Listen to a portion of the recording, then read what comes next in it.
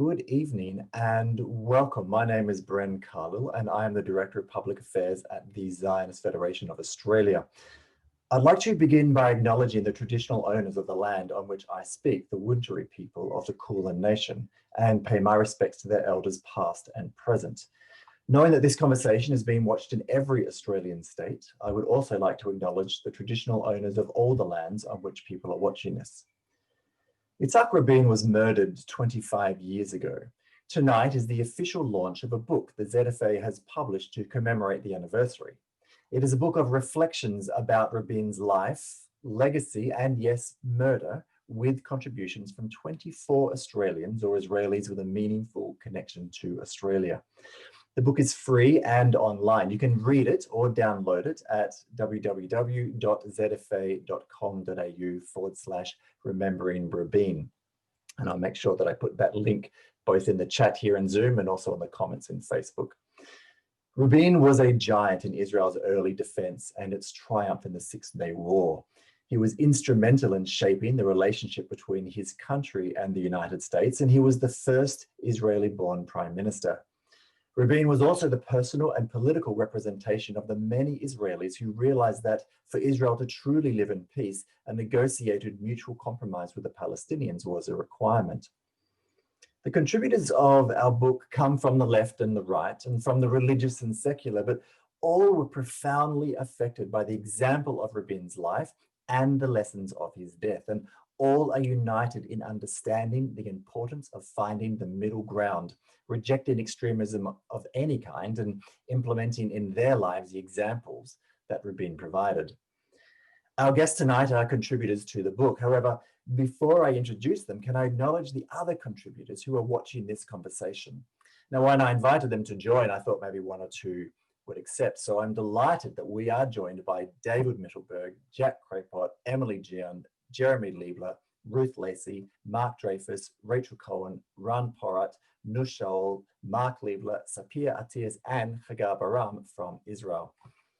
And so to tonight's guests. Simone Salmuk-Singer is the co-vice president of Jewish Care Victoria, co-chair of Australian Jewish Funders, director of the Erdie Foundation, and co-founder of Jewish Women of Words. Simone was formerly president of JNF Victoria and Australian National Vice President. She is a senior fellow in the Schusterman Fellowship Program and a member of the Schusterman Foundation Senior Fellows Advisory Committee. Sam Lipsky is a Pratt Foundation trustee and was CEO for 21 years. Sam served as foreign editor of The Bulletin, executive producer of Four Corners, Washington correspondent for the Australian and Jerusalem Post, foreign affairs commentator for the Channel 9 Network, editor-in-chief of the Australian Jewish News, and founding publisher of the Jerusalem Report. Sam's book, Let My People Go, The Untold Story of Australia and the Soviet Jews, 1959 to 1989, written with Susan Rutland, shared the 2016 Prime Minister's Literary Award for Australian History. And tonight's moderator is Jeanette Searle, who was also a contributor of the book and is the CEO of the Zionist Federation of Australia. And so without further ado, Jeanette. Thanks, Bren, and thank you for joining us tonight, Sam and Simone.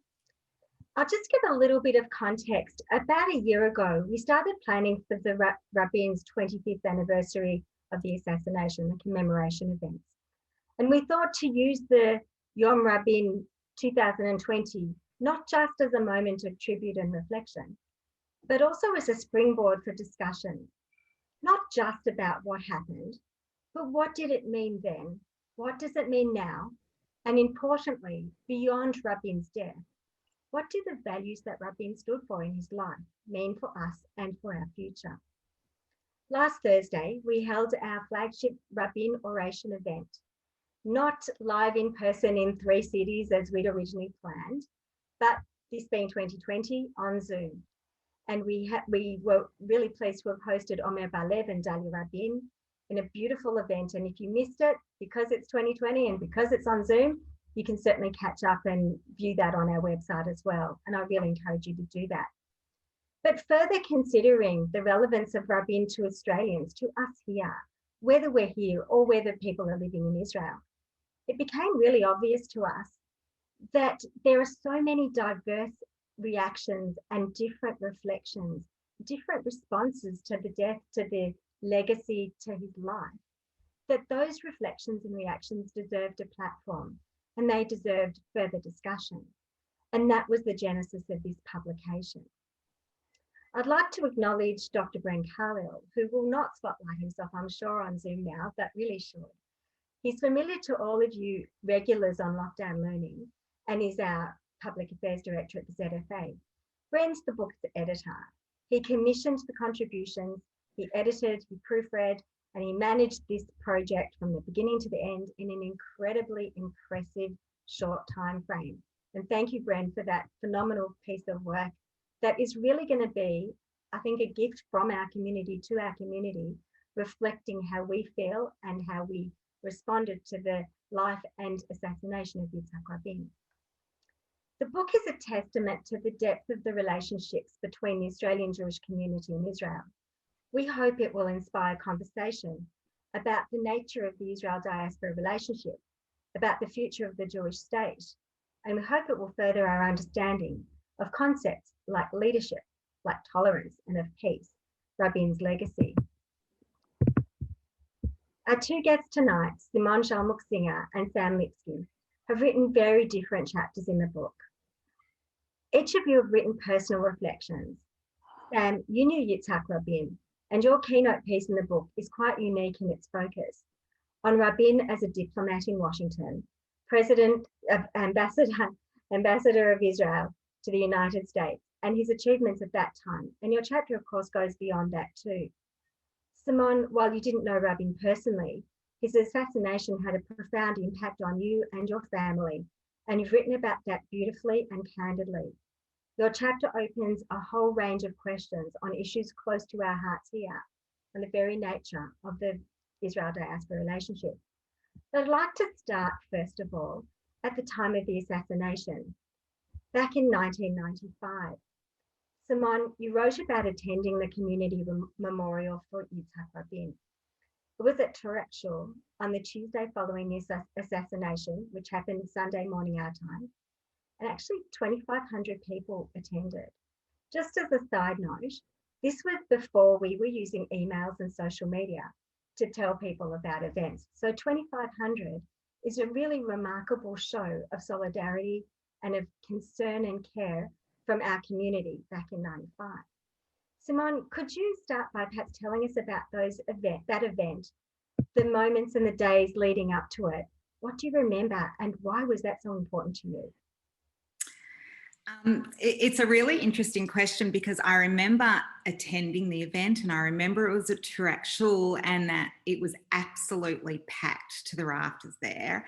But I actually can't tell you so much about all the speeches that we heard and so forth, because all I remember is standing there with a very good friend of mine and we just stood there and we cried. We cried as if we'd lost a family member. And that was extraordinary in itself, that we were just so moved and so taken by the tragedy that had actually happened in Israel, which we still just could not believe.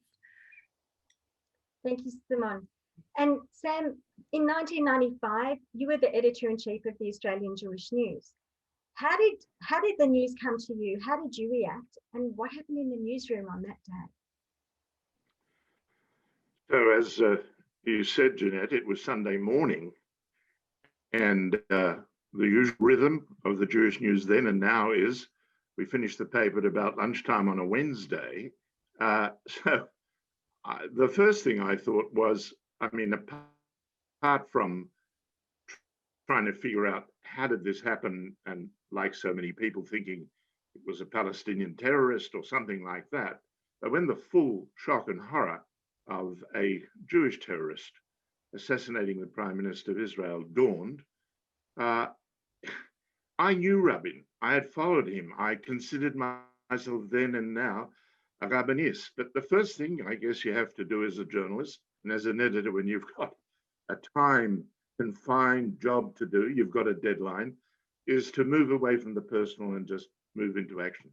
So we called some people in quickly on Sunday afternoon just to sort of chat about how we're going to do this, and then full bore on the Monday morning right through. And we worked with our friends and colleagues in Sydney and had the opportunity to bring out a 16-page extra supplement on top of a paper that was really, I don't know, that from memory, I don't think there was much else in the paper besides the Rabin story.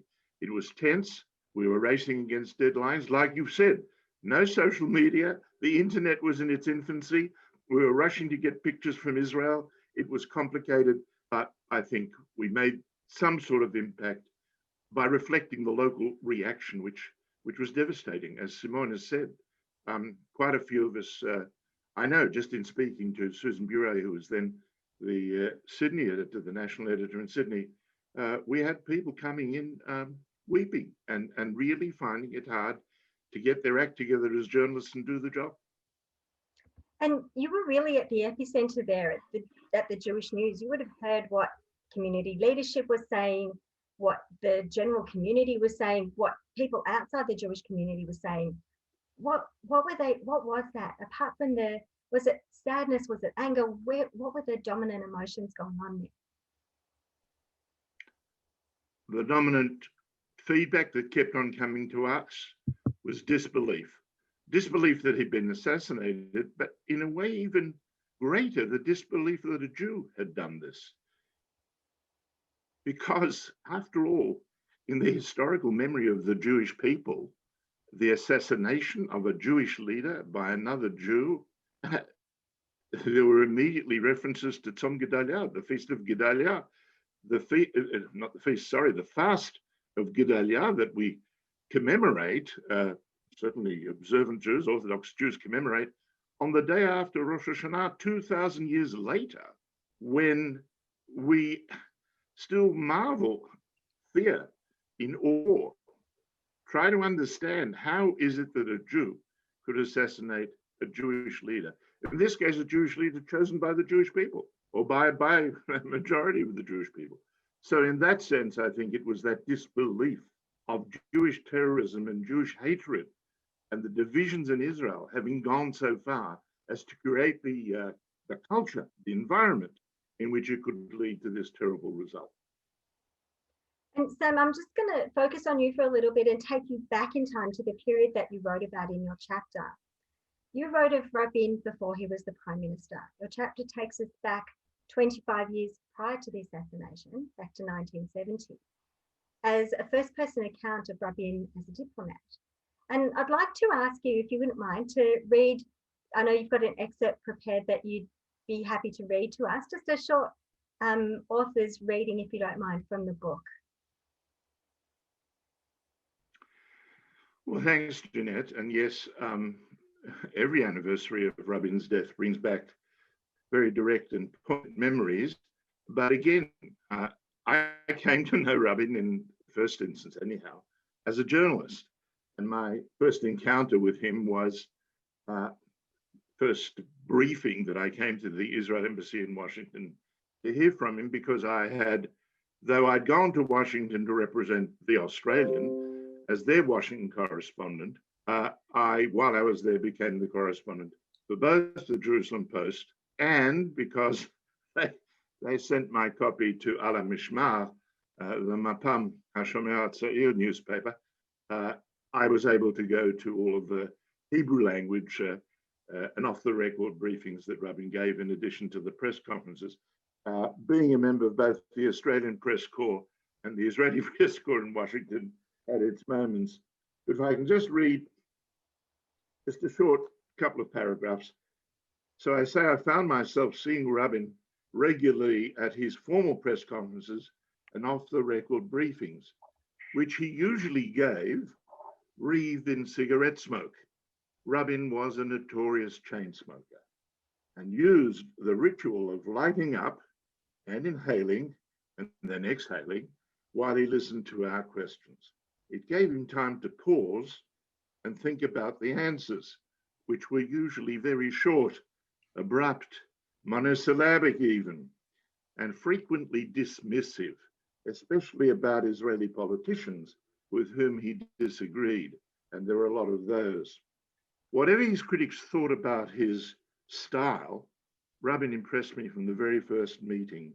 I found his bluntness refreshing. He was a natural leader He had the gift of commanding your attention, and it was clear why he'd inspired confidence as a military leader. Sometimes he showed his disdain for our journalistic questions, but he always answered them directly. He could sometimes be rude. Some Israelis would say he could often be rude, and it was no fun if you were on the receiving end. But he didn't play favorites, he didn't bear grudges, and he didn't indulge in polyspeak waffle either. And above all, his strategic summaries of the Middle East and Washington's relationship with Jerusalem, delivered in that monotone baritone, were enthralling. Thank you. Thank you. And I'm sure that will encourage people to read your entire chapter. But let's move on from there. Can you tell us a little bit about, was the man you knew the same as the image that perhaps popular culture or our readings today might have of him? Is the Rabin of 1970 the same as the legend of 2020?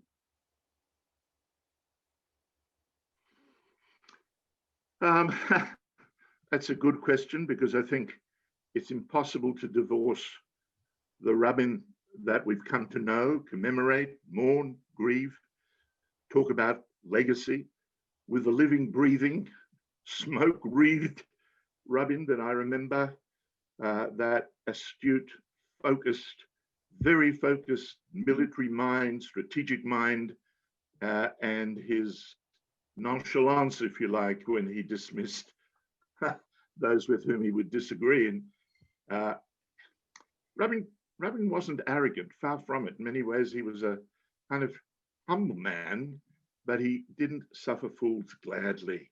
He had that sharp, penetrating mind that wanted to go straight, yashar la'inyan, as they say in Hebrew.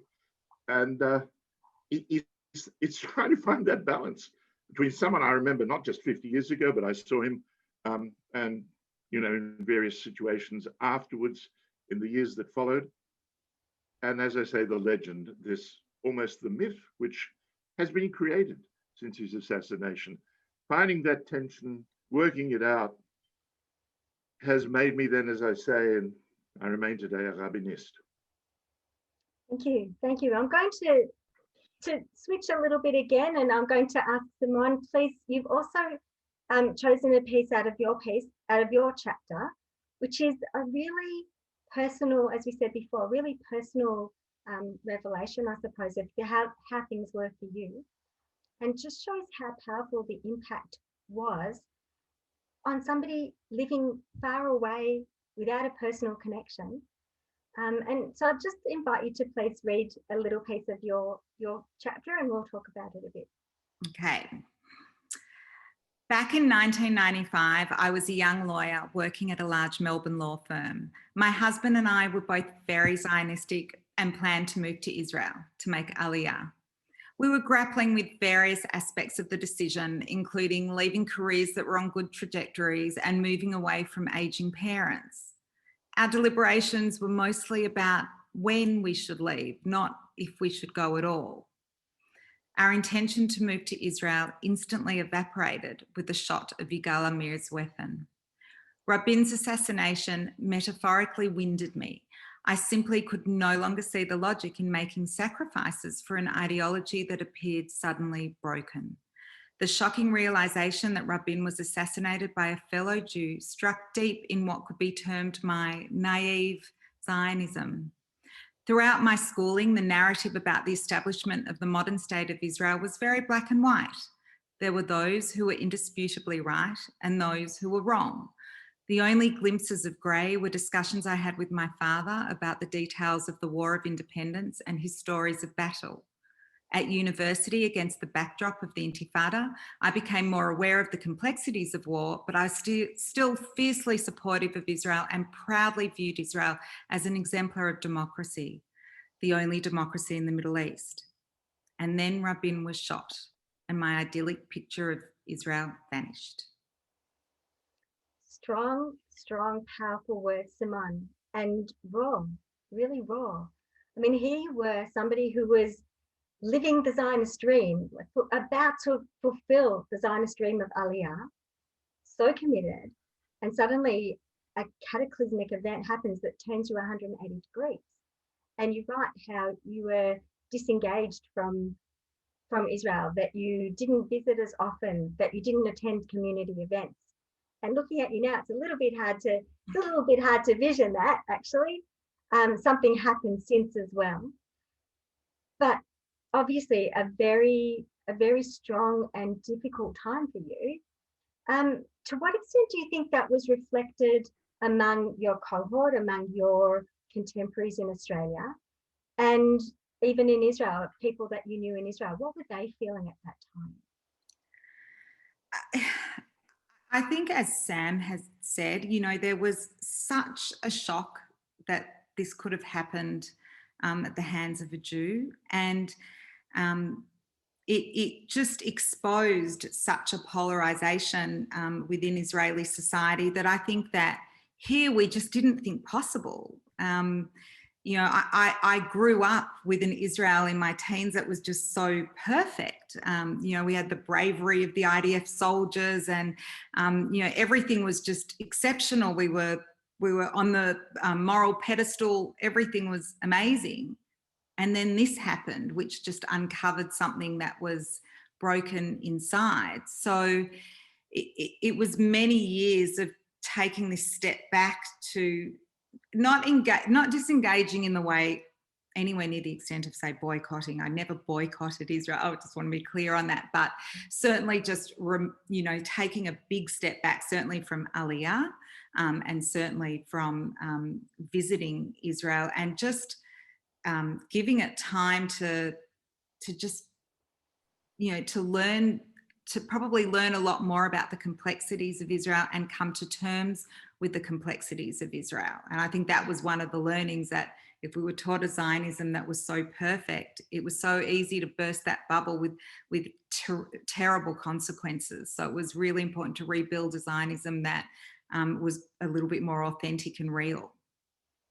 And I think that really reflects a communal shift, or a shift in how we respond as a community. Back in the 90s, really the dominant paradigm was, don't criticize Israel outside the four walls of Beth Weitzman or whatever community forum you're in.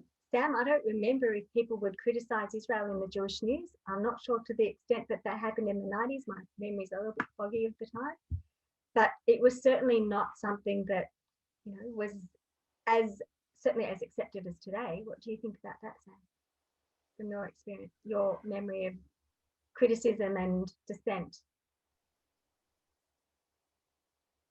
I think there's been an undoubted shift in the acceptance of criticism of Israel, particularly on, if one can make a distinction between Israel's security policies, the decisions of war and peace, on the one hand, and Israel's internal divisions and Israeli politics, the politicization of so many concerns in Israel, and the breakup of, or the fragmentation of what, as Simone said, tended to be in our minds anyhow, a more holistic view of the country. But I must say, from, again, as a journalist, and having visited Israel regularly, both as a journalist and in other capacities, regularly on and off, sometimes twice a year, 3 times a year, I didn't find the divisions so startlingly new.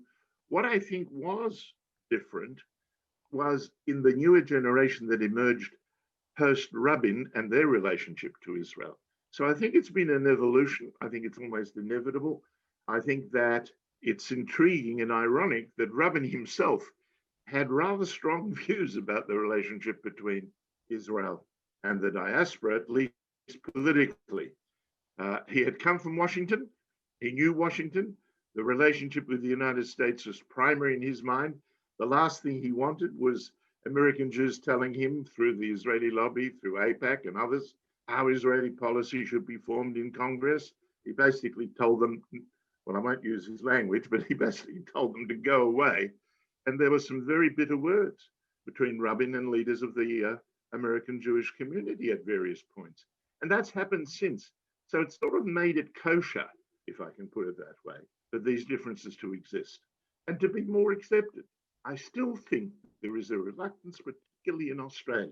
And I think you have to distinguish Australia from almost every other diaspora Jewish community that's comparable. Zionists in Australia, for whatever reason, are still reluctant to criticize Israel on matters of security. And I don't think that's got anything to do with Rabin. I think that's something to do with the Australian Zionist culture. Simon, you're involved in many community organisations here today, and here in Australia today, and also in international networks. To what extent do you see the Australian experience as similar to that that's happening elsewhere in relation to dissent and, I guess, unqualified support? And do you think it's healthy? Okay, so I actually think we are so different to the rest of the world. We are such a unique country, community as far as Zionism is concerned. Zionism in Australia is not a dirty word. It is something that we are proud of. And in fact, I was actually looking at Gen 17 today to support that. And, 69% of us identify as Zionist. And in the 18 to 29 age group is actually even higher. It is 75%. And what's so interesting about that is that over time, our education, I think across many of the schools and the youth movements has changed, where we have exposed kids to all different sides of the political arguments in Israel and allowed them to make their own decisions. So they've been exposed to right-wing, left-wing, religious, secular in Israel on the programs. They go to both sides of the Green Line and get a much more holistic view than, say, what I got when I went through school. And yet they're actually coming out more Zionistic. And I think that is very telling in itself and very, very unique.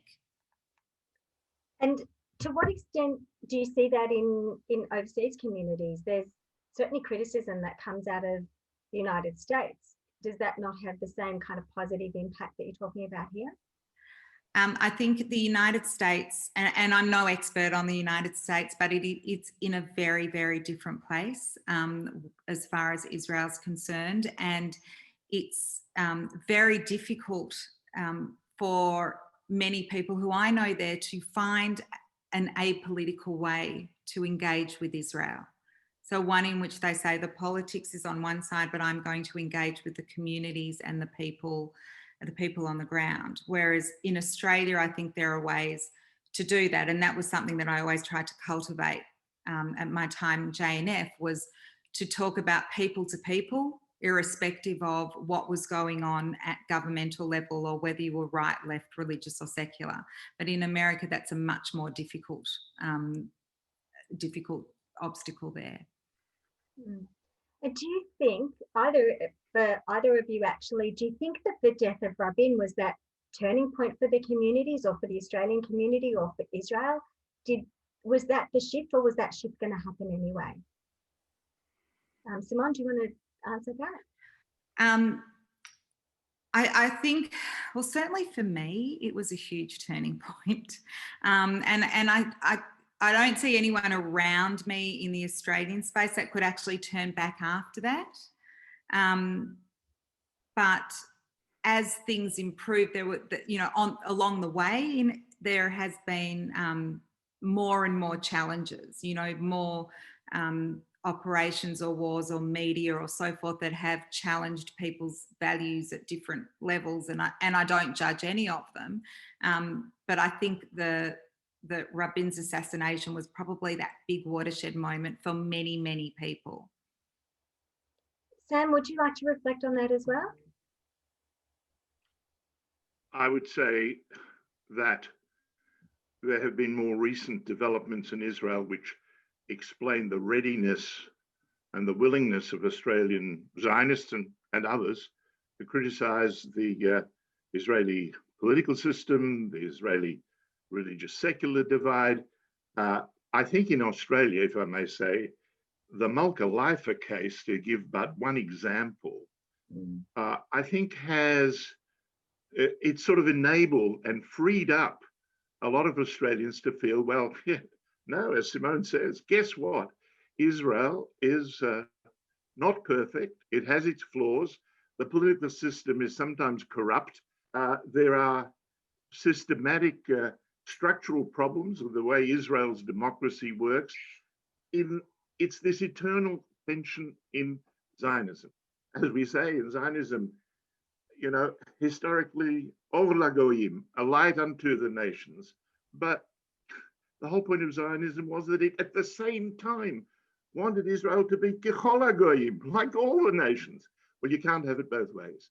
You are always a light on the hill, a light unto other nations, messianic, prophetic, or you're the everyday nation with all the problems, besieged by enemies all around, etc., etc. So I think what Simone came to as a result of the assassination is a process that every mature Zionist sooner or later ought to come to if they haven't already. And in Australia, as I say, you get one Malka Leifer case that pushes the exercise along. So I don't relate that process, except in individuals like Simone and others, to the Rabin assassination. So let's go back to Rabin, the man himself, and perhaps talk a little bit about some of his achievements. What should we be holding up on that pedestal as his legacy? And Sam, you talk about it in your article. It obviously doesn't start at the point of his death. And it starts for you talk about a point 50 years ago. Can you tell us a little bit about that? Yes, I was drawn to not just the whole experience of coming to know Rabin in Washington for, it must have been 2.5 years, during the period of 1970 through to late 1972, maybe even early 1973. I'm trying to think when he actually left and went back to Jerusalem. But I think the main thing that stood out for me was the pivot, the turning point in 1970, which came during the aftermath of Black September. A brief summary of history. Black September was the name that the Palestinian terrorists in Jordan gave to the, one must say, brutal attempt by King Hussein and the Jordanian army to wipe them out, because King Hussein realized that the Palestinians, having taken up residence in Jordan, blowing up and hijacking aeroplanes, was a threat to him personally, but a threat to the Jordanian government and the sovereignty of Jordan.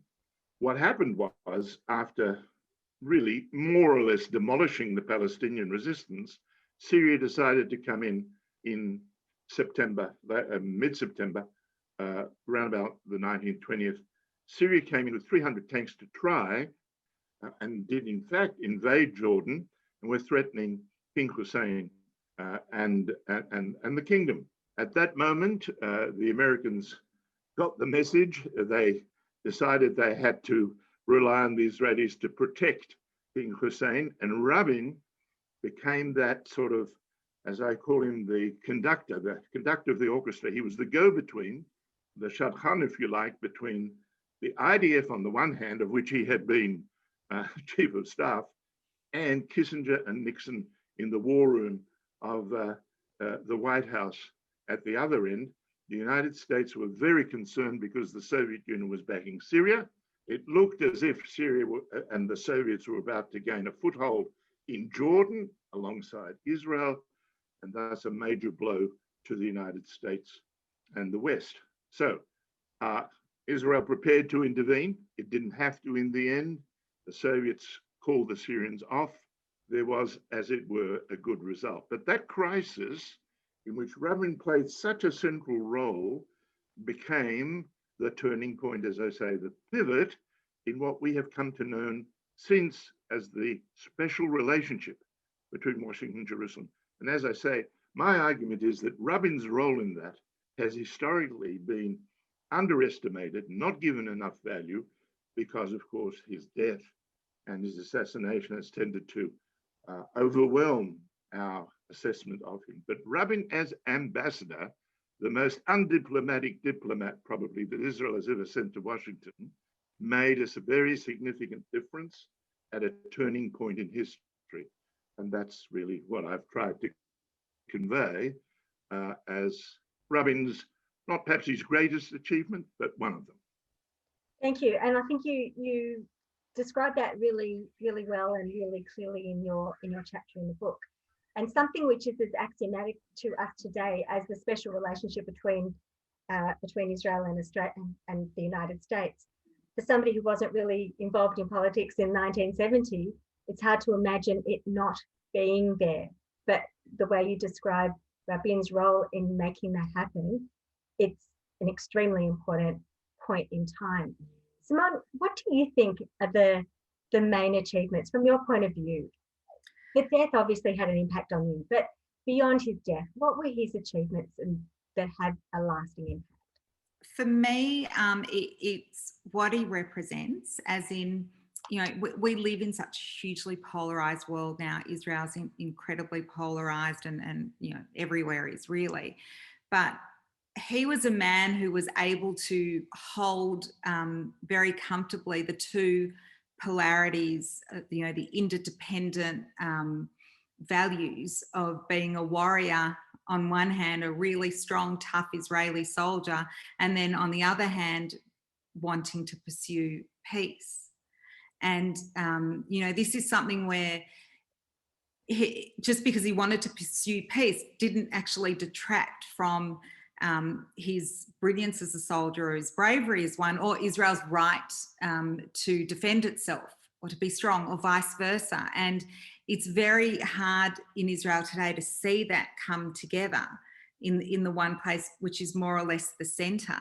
And I think that for me is hugely meaningful and something that I wish would be carrying forward a lot more, because it also translates into the bigger picture of Zionism, like what we just discussed, that, you know, you can be a strong Zionist on one hand, but you're no less of a Zionist just because you disagree with the government of the day. You know, just being able to engage with the discussions and the challenges of the government will probably make you a stronger Zionist. So again, it's in the centre, and it's the same reflected through the Israel diaspora relationship overall as well, that it is one where we have to come together. It's not Israel or the diaspora anymore, where we're negating the diaspora. We are, you know, Israel is the common project of the entire Jewish people, and we have a common destiny, and we have to be together. So even though, as Sam said, Rabin may not have had those sort of views around the diaspora, I think for today's world that those lessons are very, very important. I could not agree with you more. And I think that the fact that we know Rabin was a military hawk, but a political dove. And here you have, like, you know, thinking about this recently, the penny only just dropped to me. I don't know if everybody else already got this a long time ago, but we talk about hawks and doves and left wings and right wings, and, you know, birds have wings. And suddenly you've got the centre not being a place of neutrality, but a place of balance. So if you list to the left or you list to the right, as needs be, as the situation requires, then you can fly straight. But if you only adhere to the package deal of a particular wing, you're going to be out of kilter. You're not going to be able to fly to your destination. You're not going to know where you're going. And I think it's an analogy that, as I said, just clicked in my head recently. But it's a lesson for Rabin. He embraced both. He wasn't just left and he wasn't just right, but he kind of brought them together in that sort of that synthesis that gave a direction. But having said that, and you talked about the polarization, and it's really important. It was important in the lead up to the assassination. It was an extremely fractured time in Israeli society. And despite Rabin's example of not left, not right, or left and right, you had a society that had left and right at odds with each other in a terrible way. And we're seeing that despite time healing in Israel, and despite incredible successful efforts from some really good people over the 25 years. We're actually seeing it again right now. We're seeing it again. And I'll just ask if you want to reflect a little bit on that, on what's happening in Israel today, how much like what happened in 1995 is it? Simone, do you want to start? And then Sam, I'll ask you to reflect on it too. What I see today as probably some of the most dangerous aspect of polarization is probably between religious and secular. I think that that's very dangerous as far as Israel's soul.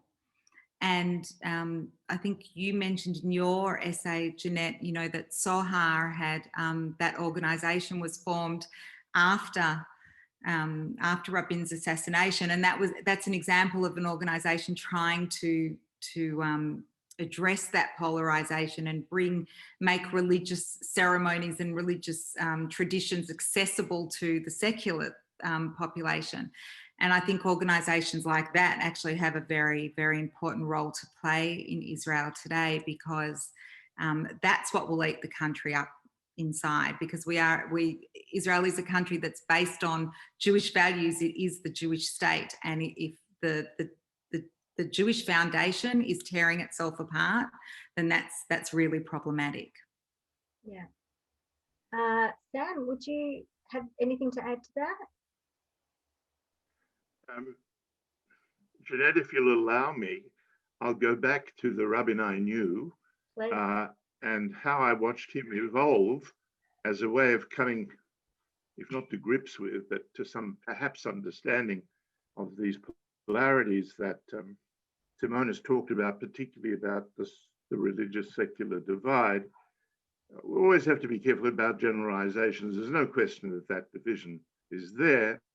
But one anecdote about Rabin, when he first came to the United States as ambassador, and this is not an anecdote, this was told to me by Yehuda Avner, who, as many of you know, later became ambassador first to London and then to Canberra, and many still remember him as a distinguished Israeli ambassador to Australia. But Yehuda Avner was a religious Zionist, and he came from Bnei Akiva, Bahad in Great Britain, and he was a junior diplomat in Washington. Irony of ironies, history has a way. He had been my madrich at the Machon LeMadrichei Chutz La'aretz when I had gone to Israel way back in 1956 from the Zionist Federation of Australia as a madrich in Bnei Akiva. Yehuda Avner told me this story about Rabin. He said when Rabin first came to Washington, he'd never, and I know this is hard to believe, he had never had an aliyah. He had never been called to the Torah. So for him, the experience that he suddenly was confronted with in the United States, where every American Jewish leader was inviting him to a bar mitzvah or a wedding and wanted to give him an honor of calling him up to the Torah, this was a terrifying prospect for Rabin, who didn't quite know how to cope. So he used to have little workshops with Yehuda Avner and another junior diplomat, also religious, Yitzhak Ben Aaron, who later became chief of staff to Begin, to Shamir, and they used to take him through. Now, Yitzhak, you walk up on the right side, you go down on the left side. And as much as he possibly could, he tried to avoid going to shul, except that on some occasions he had no option. Now imagine this, the chief of staff, this hero, this heroic military figure, terrified of an aliyah. Why? Because Eitan Haber told me later, funnily enough, before I knew Eitan Haber independently of Rabin as a journalist, Eitan Haber once said to me about Rabin before he went to work for him. He said, you know, Rabin's a great man, great leader, but he is so divorced from Jewish history and Jewish experience. If he met Rashi or Rambam, Maimonides in the street, he wouldn't know what to say. They wouldn't have a common conversation. But then when Eitan Haber became Rabin's speechwriter and his chief of staff, and Rabin's speeches started taking on more and more a relationship with Jewish history, with tradition, with the Tanakh, with the Siddur, Rabin himself went through the evolution of understanding that as the Prime Minister of Israel, he was in some sense not the Prime Minister of, but a leader of the Jewish people. That's something separate from this contact with the Jewish lobby or the Zionist lobby and AIPAC in Washington.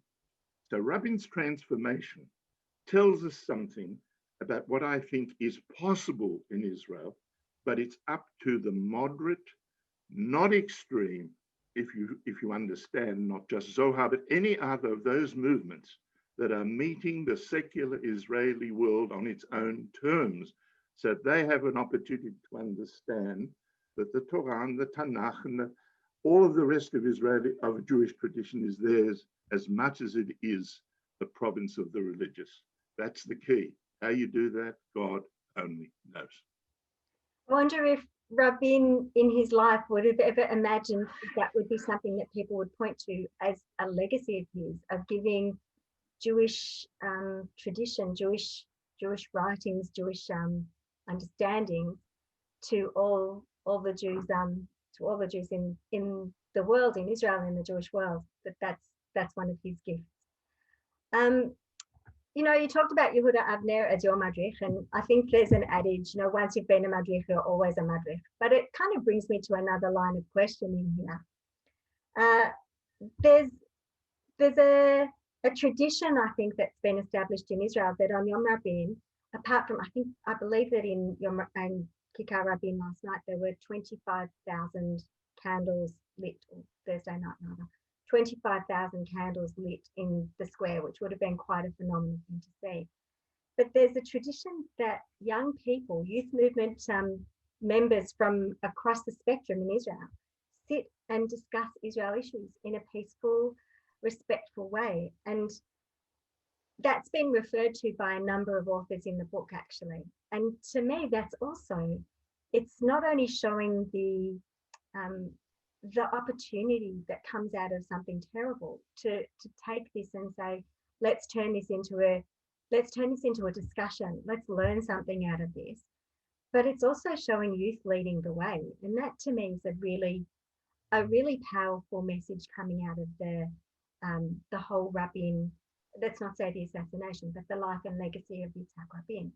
The power of the youth, the power of discussion, the power of conversations that started in 1970 and continued through beyond 2020.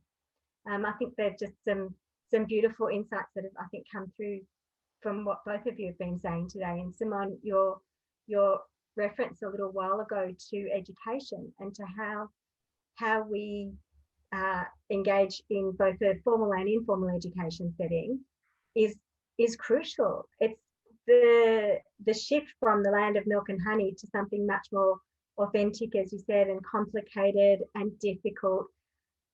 But I think when you engage with something in a deeper way like that, you're actually going to love it more. It's not this superficial, you know, unicorns and flowers kind of, everybody likes that. It's something much more internal to you. Any reflections there? I think as a general view, our young people, certainly in our community here, they are super intelligent, super engaged, want to do things that have impact and can certainly take on the complexities of a discussion. And any organisation in any context that is prepared to sort of meet them where they're at and empower them to discuss these things is going to benefit from their wisdom and their enthusiasm. And I think that's another reflection of what goes on in Israel just around the Rabin Day from what you were saying. Yeah. I'm going to ask a really hard question now. I think it's really hard. I don't know what I would say. But if Rabin hadn't been assassinated, if he'd lived to a ripe old age and died in peace in bed, would Israel look different today? Sam, would you like to start with that one? Well, on two fronts. I think domestically, I think what's again overlooked, and I refer anybody who's watching this to, I think, one of the best pieces reflecting on Rabin headed warts and all is in this weekend's Jerusalem Post, or the Friday edition of Jerusalem Post, by a very, very distinguished and very insightful journalist, Amotz Assael. And Amotz makes the point that in his second prime ministership, Rabin's greatest achievements were domestic in education, delivery of health services, development of infrastructure, laying the foundations for the beginning of the integration of the great Russian Aliyah, which saw its fruits, which has seen its fruits in Israel as a startup nation. In many ways, the foundations were laid domestically in Rabin's second term. So domestically, inside Israel, if Rabin had lived and if he had perhaps had a second term as prime minister, I think he probably would have added an enormous amount to that development. How different Israel would have been, purely speculative, I don't know, but he would have made a significant contribution, as he did, an even more significant contribution. On the other hand, I do not believe that Rabin, much as he would have tried, would have been able to take peace, peace with the Palestinians in particular, or with segments of the Arab world beyond Jordan. The relationship with King Hussein was special. Egypt was another story, but with the Palestinians, I don't think Rabin would have succeeded, where after his death, Barak and Olmert, who were willing to give Arafat and the Palestinians literally almost everything they wanted, failed, and where Arik Sharon, who went against everything that he stood for and withdrew from Gaza, and that ended up in what was the disastrous consequence of Israel having to go to war successive times. So sadly, as peacemaker, I don't think he would have made much headway. As a significant domestic prime minister, who knows? He might have really added another great chapter to his story. Simon, in that sliding doors world, what do you think would have changed had Rabin not been assassinated? Well, I think you're right to characterise this as a really hard question, because it really is a very difficult one. I agree with Sam on the domestic front. Israel may have moved forward to where it is today, maybe a little faster. I think the Israel diaspora relationship may have been, it could possibly have been strained a lot earlier, given his attitude. So that's quite interesting to think about. And as for peace, who knows? I mean, really, it's such a difficult one to know. I mean, you'd like to think that if he lived, peace we would have got there. But, and I think in the immediate sort of 4 to 5 years post his death, there was that feeling that we did lose it. But now, as time has gone on and we've seen all the things that have happened, I don't know that we ever would have had it, even had he been alive. Yeah, here we are at a moment of time that is again a paradox, where you have the tensions that we talked about before between religious and secular. We have, social divide going on, but at the same time, we've had 3 countries making overtures and having peace agreements with Israel, the first time since Rabin did it with Jordan. So, is this part of Rabin's legacy, or was this always going to happen anyway? I'm not asking you to kind of analyze that unless you want to, but I think that it does put us in this very interesting coincidental time where things that he would have been looking forward to, peace with Gulf states, we're at this 25-year point, that's happening, but at the same time, some of those issues that cause the assassination are happening too. So we're in a really interesting and difficult to understand moment, I think. Yeah.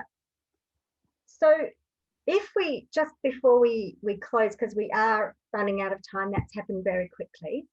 I'd like to really thank both of you so very much, not only for your contributions to the book, which are, as I said, both personal and intelligent and insightful, and they're a point for discussion. And I really, really thank you for coming here and discussing it in further details, for coming online and joining us tonight. I encourage everybody watching today to download the book. Bren's given you the details of how to download it. Because not only will you find these two incredible pieces, but you'll find other chapters that will also make you think and make you discuss and maybe change the way that you think just a little bit. And that's what we want to do. That's what we really want to encourage. So yes, we encourage you to please read, enjoy it. Tell us what you think. Come back on to us and tell us this is something that we want to discuss some more. We want to have a forum about it. Let's hear what you think. Let's start those conversations and keep those going. And I also want to, before I switch back to Bren for his closing comments, I want to congratulate Bren for the outstanding job that you've done on the book, which I'm really, I have to do the formal thing now, delighted and proud to launch formally here tonight. The book is called Remembering Rabin, Australian Reflections on the 25th Anniversary of His Assassination, edited by Dr. Bren Carlin, produced by the Zionist Federation of Australia, available free online. And thank you everybody for joining us. Thank you, Simone and Sam. I think we could have talked for 3 hours. As you said the other day, Simone, this is not going to ever, this conversation could never end in an hour. But thank you so much. And yeah, Bren, over to you. Thank you, Jeanette, and thank you both, Sam and Simone. As Jeanette said earlier, your chapters were very different to each other, but each brought out really different perspectives. Sam, as you wrote, many of Rabin's achievements before the 1990s in and of themselves would have made him a great Israeli leader, but the fact that he capped that with the historic realization during the First Intifada of the need to find a political solution with the Palestinians, and then actually attempted that, I guess, made him even greater. And Simone, your really personal approach was really deeply felt. I know you wondered whether or not to put pen to paper, and I'm really glad you did. I think your piece by itself is great. And I think the book is stronger for it, but also it does touch on a wider issue. You were speaking about the personal, but quite a few of our contributors, some specifically, some a little bit less amorphously, touched on the fact that Israel changed.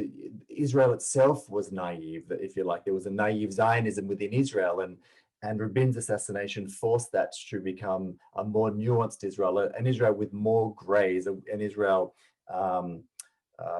at once fearful, but also more willing to tackle themselves. I think now the fact that all these youth movements gather in Rabin Square and talk about the issues that, you know, in the book, there's a couple of chapters about how they sit in circles and with, you know, from the religious movements to the left-wing movements to the right movements, and they sit and they talk. And, you know, maybe if there had been more of this in the early 90s, maybe the assassination wouldn't have happened. Who knows? But the fact that it's happening now, even though Israel is so divided today with all the protests that are happening, that they're still doing this is really important and really phenomenal. So thank you, Jeanette, for your contribution both tonight and in the book.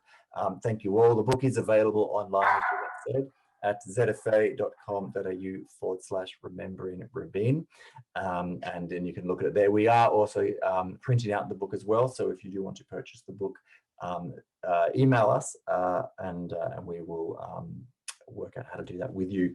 To close the night, I just want to remind you all that on Wednesday night, the 4th of November, which is of course the secular anniversary of Rabin's assassination, with the JNF, UIA Australia, New South Wales Jewish Board of Deputies and the Zionist Council of New South Wales, the ZFA is a co-sponsor of a 6-month exhibition in Sydney on Rabin's life and legacy. Now, those in Sydney will, of course, be able to physically visit the exhibition at the B'nai B'rith Centre in Kensington.